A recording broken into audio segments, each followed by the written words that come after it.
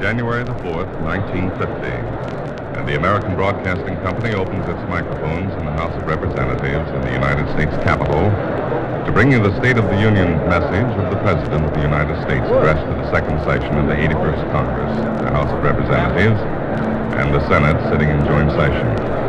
The Congress convened yesterday, and after a few routine duties, each House adjourned, and at the stroke of noon today, just 1 hour ago, each House was called to order, and after opening formalities had been dispensed with, each body recessed to go into this joint session. At 12:47, the Speaker of the House, Sam Rayburn of Texas, called the House to order. On the appearance of the members of the Senate, the Speaker then appointed the committee on the part of the House to conduct the President to the House chamber. Selected for the honor were Representative McCormick of Massachusetts, Dalton of North Carolina, and Martin of Massachusetts.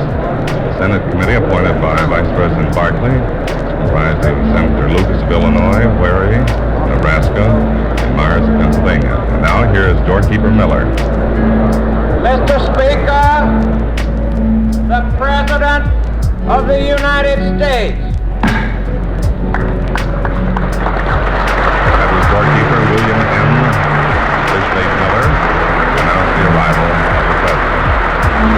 Members of the House and Senate have risen to their feet. You can see the President going down the aisle, shaking hands with old friends. He has now reached the well of the House, where he is still shaking hands with his old colleagues of the Senate. And now he is making his way to the dais. Members are applauding him. He is now shaking hands with Vice President Barkley and House, Sam Rayburn. There was some conversation that I don't believe we were able to pick up. Now the President has turned and is smiling. The galleries are packed. The President is smiling all around. Now here's Speaker Rayburn. Members of the Congress, I have the distinguished honor of presenting to you the President of the United States.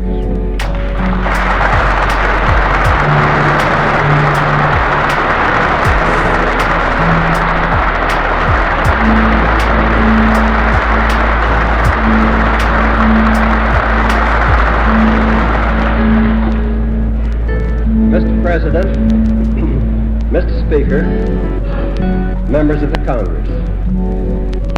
A year ago, I reported to this Congress that the State of the Union was good. I am happy to be able to report to you today that the State of the Union continues to be good.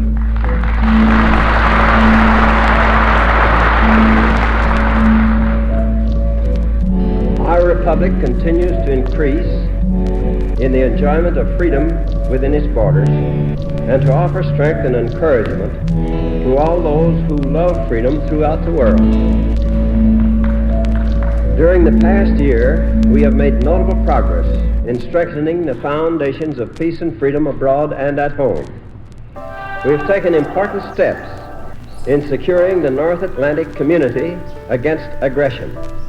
We have continued our successful support of European recovery. We've returned to our established policy of expanding international trade through reciprocal agreement. We have strengthened our support of the United Nations. While great problems still confront us, the greatest danger has receded. The possibility which faced us 3 years ago that most of Europe and the Mediterranean area might collapse under totalitarian pressure. Today, the free peoples of the world have new vigor and new hope for the cause of peace.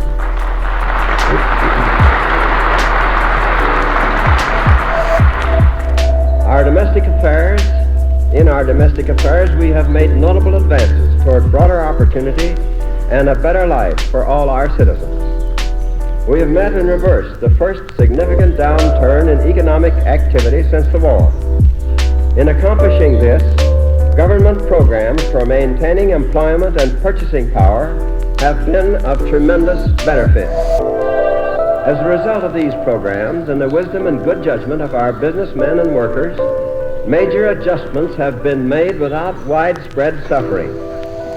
During the past year, We have also made a good start in providing housing for low-income groups. We have raised minimum wages. We have gone forward with the development of our natural resources. We have given a greater assurance of stability to the farmer.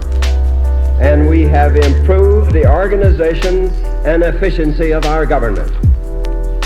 Today, by the grace of God, we stand a free and prosperous nation with greater possibilities for the future than any people ever had before in the history of the world.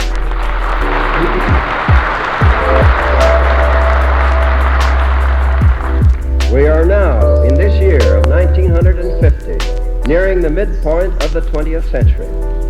The first half of this century will be known as the most turbulent and eventful period in recorded history. The swift pace of events promises to make the next 50 years decisive in the history of man on this planet. The scientific and industrial revolution, which began 2 centuries ago, has in the last 50 years caught up the peoples of the globe in a common destiny. 2 world-shattering wars have proved that no corner of the earth can be isolated from the affairs of mankind.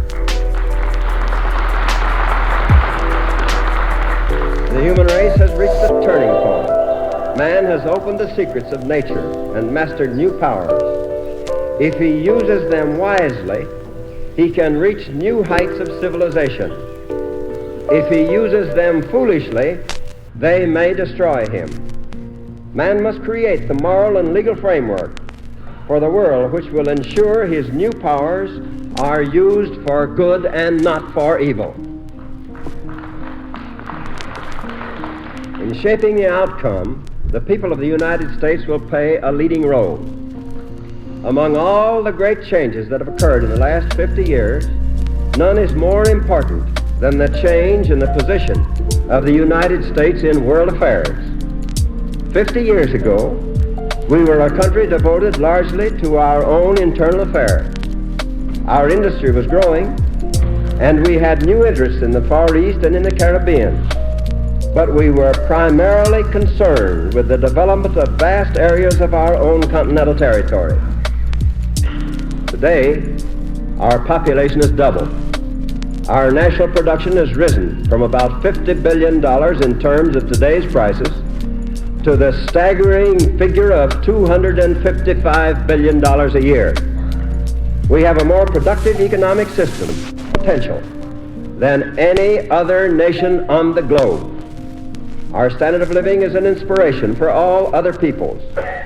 Even the slightest changes in our economic and social life have their effect on other countries all around the world.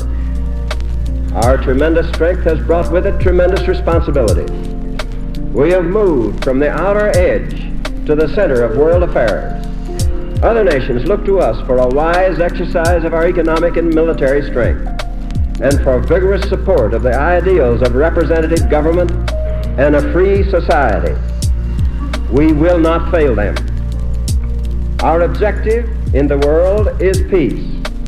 Our country has joined with others in the task of achieving peace. We know now that this is not an easy task or a short one, but we are determined to see it through. Both of our great political parties are committed to working together, and I am sure they will continue to work together to achieve this end. We are prepared to devote our energy and our resources to this task because we know that our own security and the future of mankind are at stake. And right here, I want to say that no one appreciates more than I the bipartisan cooperation in foreign affairs which has been enjoyed by this administration.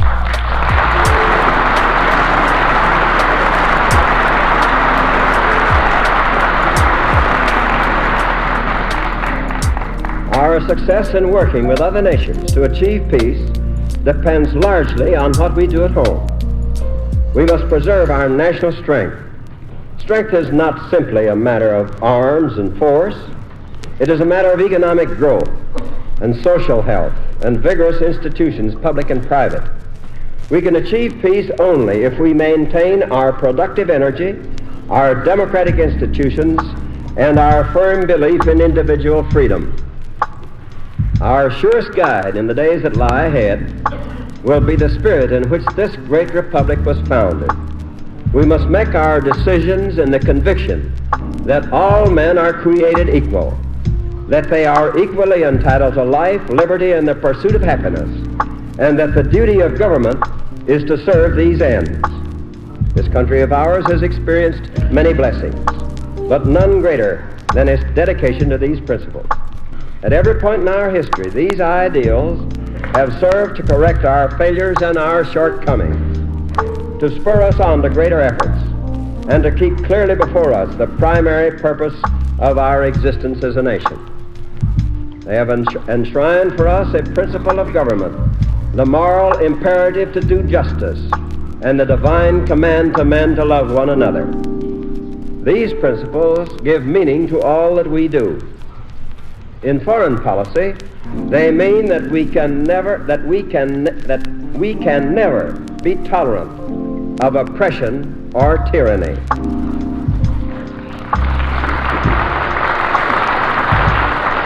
They mean that we must throw our weight on the side of greater freedom and a better life for all peoples. These principles confirm us in carrying out the specific programs for peace which we have already begun. We shall continue to give our wholehearted support to the United Nations.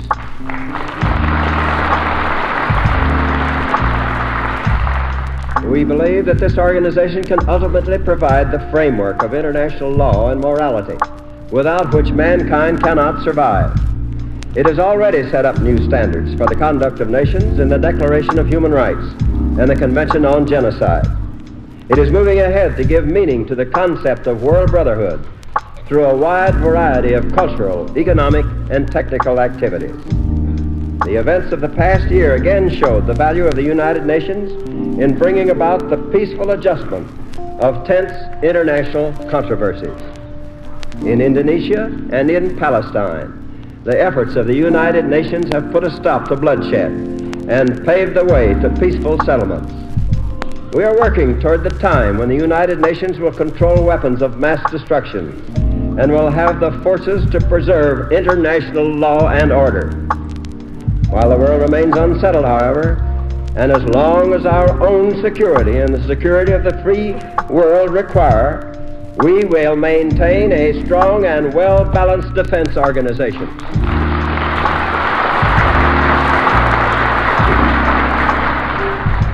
The selective service system is an essential part of our defense plans, and it must be continued. Under the principles of the United Nations Charter, we must continue to share in the common defense of free nations against aggression. At the last session, this Congress laid the basis for this joint effort. We now must put into effect the common defense plans that are being worked out. We shall continue our efforts for world economic recovery, because world prosperity is the only sure foundation of a permanent peace. As an immediate means to this end, we must continue our support of the European Recovery Program. This program has achieved great success in the first 2 years of its operation, but it has not yet been completed. If we were to stop this program now or cripple it, just because it is succeeding, we should be doing exactly what the enemies of democracy want us to do. We should be just as foolish as a man who, for reasons of false economy, failed to put a roof on his house after building the foundation and the walls. World prosperity also requires that we do all we can to expand world trade. As a major step in this direction, we should promptly join the International Trade Organization. The purpose of this organization, which the United States has been foremost in creating, is to establish a code of fair practice and an international authority for adjusting differences in international commercial relations. It is an effort to prevent the kind of anarchy and irresponsibility in world trade which did so much to bring about the world depression of the 1930s. An expanding world economy requires the improvement of living standards and the development of resources in areas where human poverty and misery now prevail. Without such improvement, the recovery of Europe and the future of our own economy will not be secure. I urge that the Congress adopt the legislation now before it to provide for increasing the flow of technical assistance and capital investment in underdeveloped regions.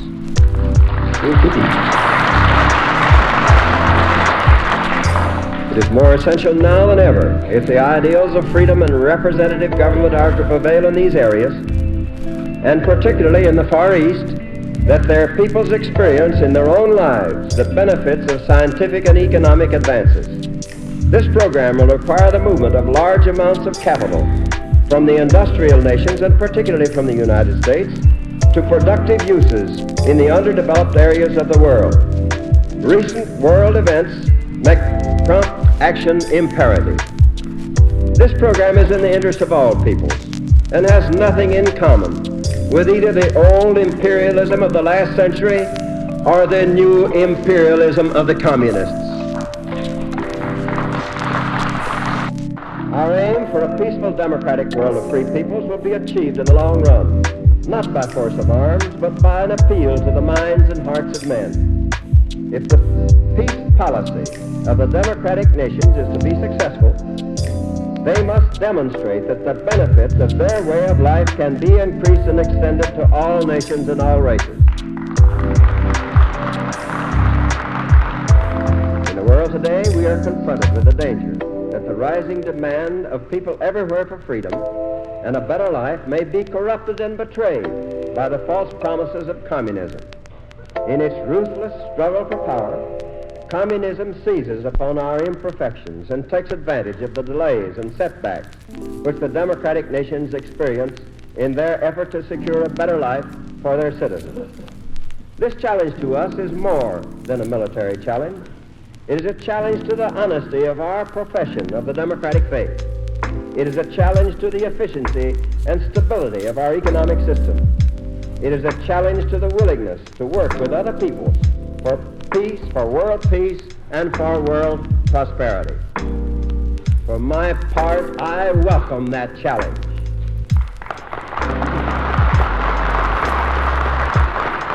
I believe that our country, at this crucial point in world history, will meet that challenge successfully.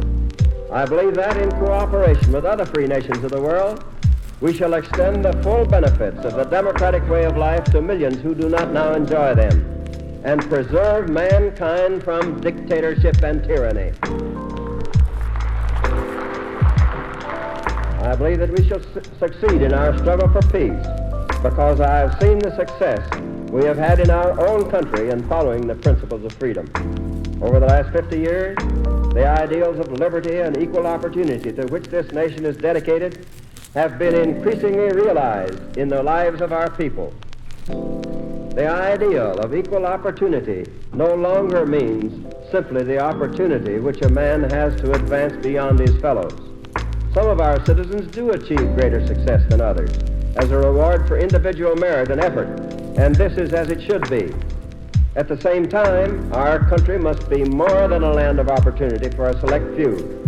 It must be a land of opportunity for all of us. In such a land, we can grow and prosper together. The simple truth that we can all go forward together is often questioned by selfish or short-sighted persons. It is strange that this is so, for this proposition is so clearly demonstrated by our national history. During the last 50 years, for example, our nation has grown enormously in material well-being. This growth has come about not by concentrating the benefits of our progress in the hands of a few, but by increasing the wealth of the great body of our nation and our citizens. In the last 50 years, the income of the average family has increased so greatly that its buying power has doubled. The average hours of work have declined from 60 to 40 a week.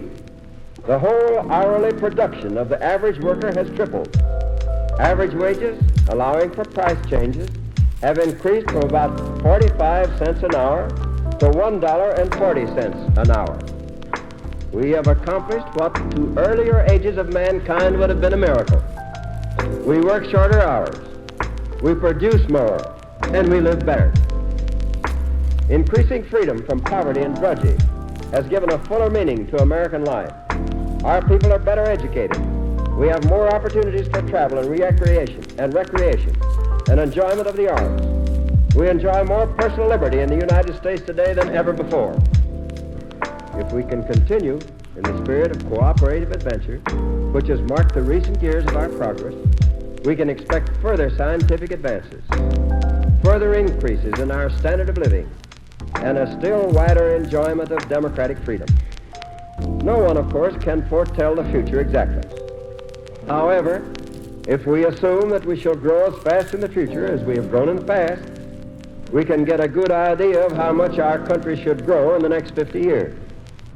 At present, our total national production is $255 billion a year. Our working population and our output per worker are increasing. If our productive power continues to increase at the same rate as it has increased over the past 50 years, our total national production 50 years from now will be nearly 4 times as much as it is today. Allowing for the expected growth in population, this would mean that the real income of the average family in the year 2000 AD would be about 3 times what it is today. These are estimates of what we can do in the future, but we can reach those heights only if we follow the right policy. We've learned by bitter experience that progress is not all that matters, that wrong policies lead to depression and disaster. We cannot achieve these gains unless we have a stable economy and avoid the catastrophes of boom and bust that have set us back in the past. These gains cannot be achieved unless our businessmen maintain their spirit of initiative and enterprise and operate in a competitive economy. They cannot be achieved unless our working men and women and their unions help to increase productivity and obtain for labor a fair share of the benefits of our economic system.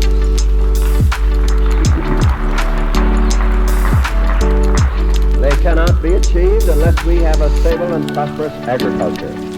They cannot be achieved unless we conserve and develop our natural resources in the public interest. Our system will not work unless our people are healthy, well-educated, and confident of the future. It will not work unless all citizens can participate fully in our national life. In achieving these gains, the government has a special responsibility to help create and maintain the conditions which will permit the growth we know is possible. Foremost among these conditions is the need for a fair distribution of our increasing prosperity among all the great groups of our population who help to bring it about: labor, business, agriculture. Businessmen must continue to have the incentives necessary for investment and for the development of new lines of enterprise. In the future growth of this country lie possibilities for hundreds of thousands of new and independent businesses. As our national production increases, as it doubles and redoubles in the next 50 years, the number of independent and competing enterprises should also increase. If the number does not increase, our constantly growing economy will fall under the control of a few dominant economic groups whose powers will be so great that they will be a challenge to democratic institutions. To avoid this danger, we must curb monopoly and provide aid to independent business so that it may have the credit and capital to compete in a system of free enterprise. I recommend that the Congress complete action at this session on the pending bill to close the loopholes in the Clayton Act, which now permit monopolistic mergers. I also hope before this session is over to transmit to the Congress a series of proposals to strengthen the anti-monopoly laws, to assist small business, and to encourage the growth of new enterprises.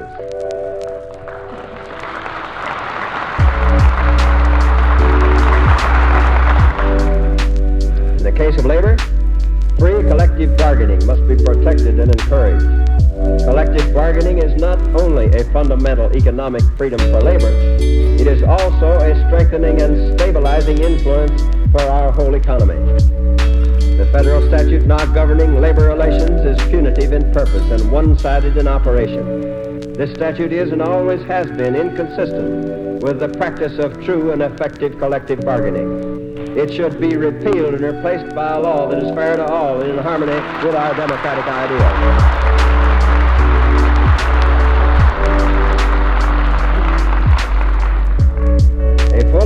understanding of the problems of modern labor relations is of such importance that I recommend the establishment of a labor extension service to encourage educational activities in this field.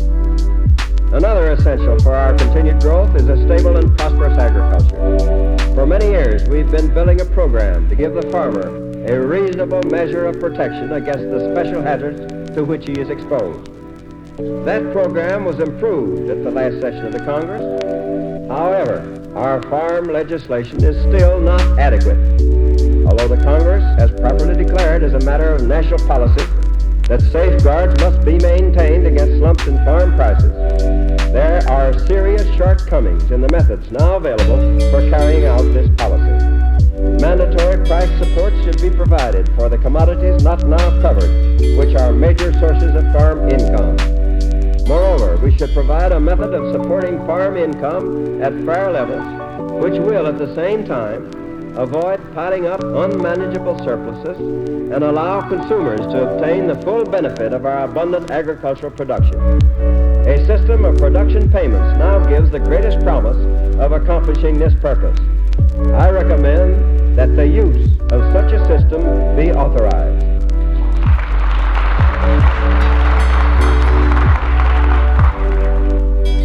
One of the most important factors in our continued growth is the construction of more good, up-to-date housing. In a country such as ours, there is no reason why decent homes should not be within the reach of all. With the help of various government programs, we have made great progress in the last few years in increasing the number of homes. Despite this increase, there is still an acute shortage of housing for the lower and middle income groups, especially in large metropolitan areas. We have laid the groundwork for relieving the plight of lower income families in the Housing Act of 1949. To aid the middle income families, I recommend that the Congress enact new legislation authorizing a vigorous program to help cooperatives and other non-profit groups build housing, which these families can afford.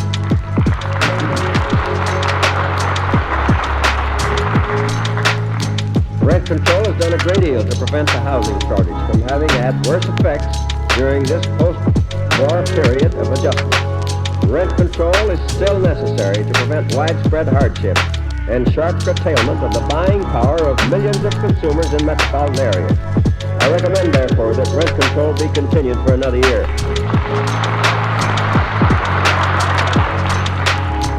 If we are to achieve a better life for all, the natural resources of the country must be regarded as a public trust. We must use our precious assets of soil, water and forest and grassland in such a way that they become constantly more productive and more valuable.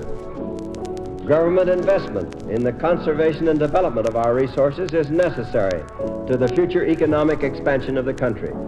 We need to enlarge the production and transmission of public power. That is true not only in those regions which have already received the great benefits from federal power projects, but also in regions such as New England, where the benefits of large-scale public power development have not yet been experienced.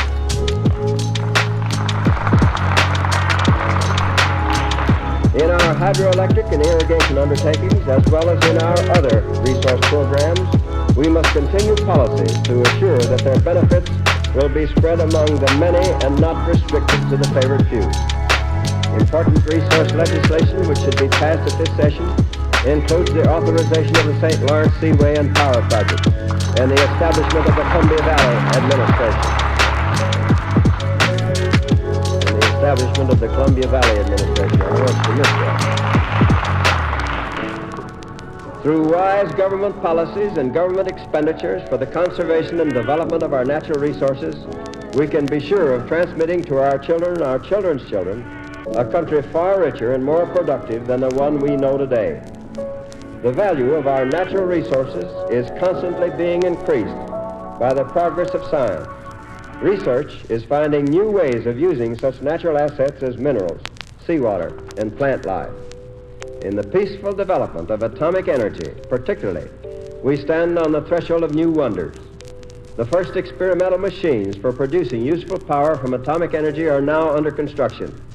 We have made only the first beginnings in this field, but in the perspective of history, they may loom larger than the first airplane, or even the first tools that started man on the road to civilization. To take full advantage of the increasing possibilities of nature, we must equip ourselves with increasing knowledge. Government has a responsibility to see that our country maintains its position in the advance of science. As a step toward this end, the Congress should complete action on the measure to create a National Science Foundation. Another duty of the government is to promote the economic security, the health, and the education of its citizens. By so doing, we strengthen both our economy and the structure of our society. In a nation as rich as ours, all citizens should be able to live in decency and health. Our Social Security system should be developed into the main reliance of our people for basic protection against economic hazards of old age, unemployment, and illness. I earnestly hope that the Congress will complete action at this session on legislation to increase the benefits and extend the coverage of old age and survivors insurance.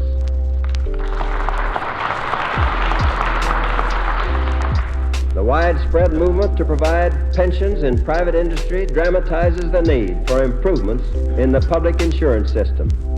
I also urge that the Congress strengthen our unemployment compensation law to meet present-day needs more adequately. The economic downturn of the past year was the first real test that our system of unemployment insurance has had to meet. That test has proved the wisdom of the system, but it has also made strikingly apparent the need for improving its operation and increasing its coverage and its benefits. In the field of health, there are immense opportunities to extend to more of our people the benefits of the amazing advances in medical science. We have made a good beginning in expanding our hospitals, but we must also go on to remedy the shortage of doctors, nurses, and public health services, and to establish a system of medical insurance which will enable all Americans to afford good medical care. We must take immediate steps to strengthen our educational system. In many parts of our country, young people are being handicapped for life because of a poor education. The rapidly increasing number of children of school age, coupled with a shortage of qualified teachers, makes this problem more critical each year. I believe that the Congress should no longer delay in providing federal assistance to the states so that they can maintain adequate schools. As we go forward in achieving greater economic security and greater opportunity for all our people, we should make every effort to extend the benefits of our democratic institutions to every citizen. The religious ideals which we profess and the heritage of freedom which we have received from the past clearly place that duty upon us. I again urge the Congress to enact the civil rights proposals I made in February 1948.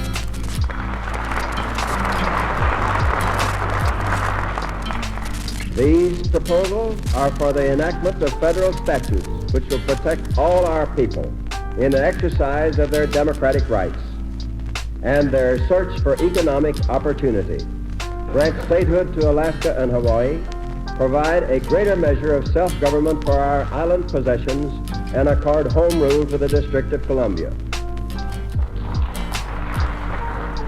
Some of these proposals have been before the Congress for a long time.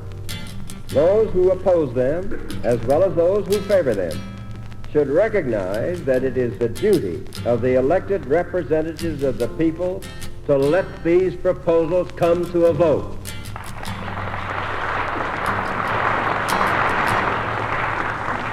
Our democratic ideals, as well as our best interests, require that we should do our fair share in providing homes for the unfortunate victims of war and tyranny.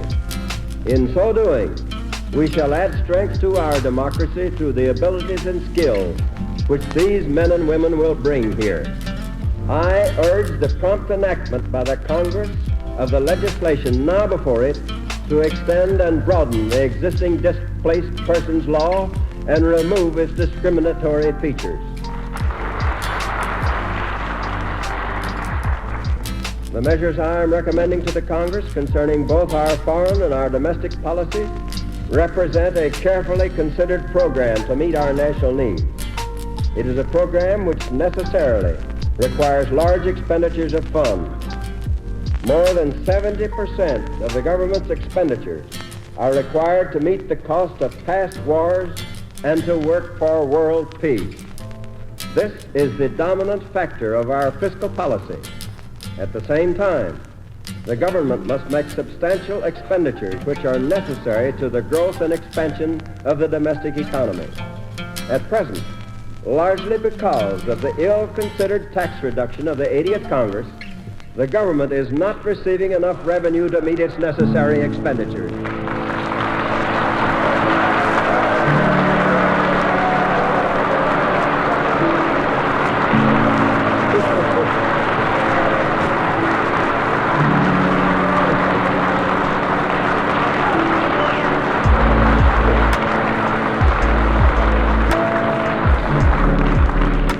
To meet this situation, I am proposing that federal expenditures be held to the lowest levels consistent with our international requirements and the essential needs of our economic growth and welfare of our people. I think I'd better read that over. You interrupted me in a minute. To meet this situation, I am proposing that federal expenditures be held to the lowest levels consistent with our international requirements and the essential needs of economic growth and the well-being of our people. Don't forget that last phrase.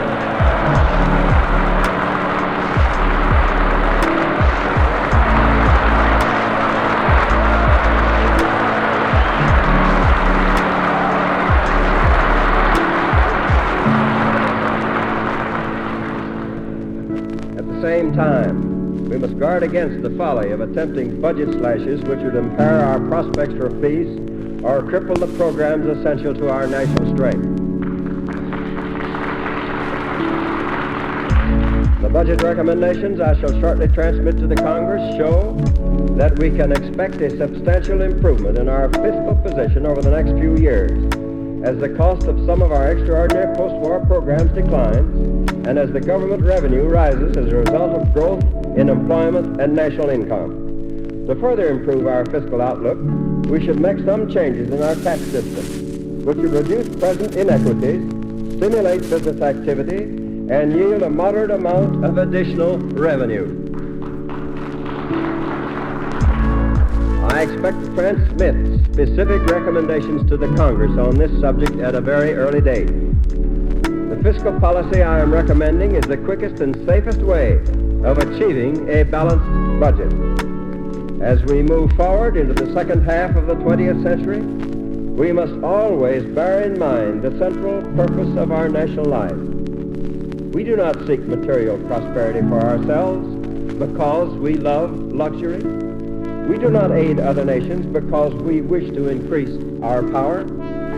We have not devised programs for the security and well-being of our people because we are afraid or unwilling to take risks.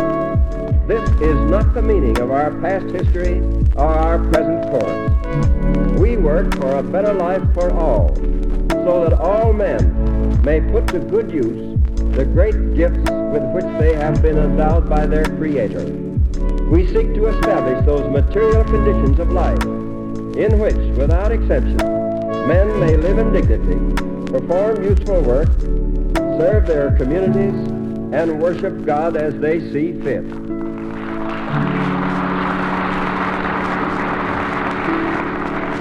These may seem simple goals, but they're not little ones. They are worth a great deal more than all the empires and conquests of history. They're not to be achieved by military aggression or political fanaticism. They are to be achieved by humbler means, by hard work, by a spirit of self-restraint in our dealings with one another, and by a deep devotion to the principles of justice and equality. It should make us truly thankful as we look back to the beginnings of this country that we have come so far along the road to a better life for all. It should make us humble to think as we look ahead how much further we have to go to accomplish at home and abroad the objectives that were set out for us at the founding of this great nation. As we approach the halfway mark of the 20th century, we should ask for continued strength and guidance from that almighty power who has placed before us such great opportunities for the good of mankind in the years to come.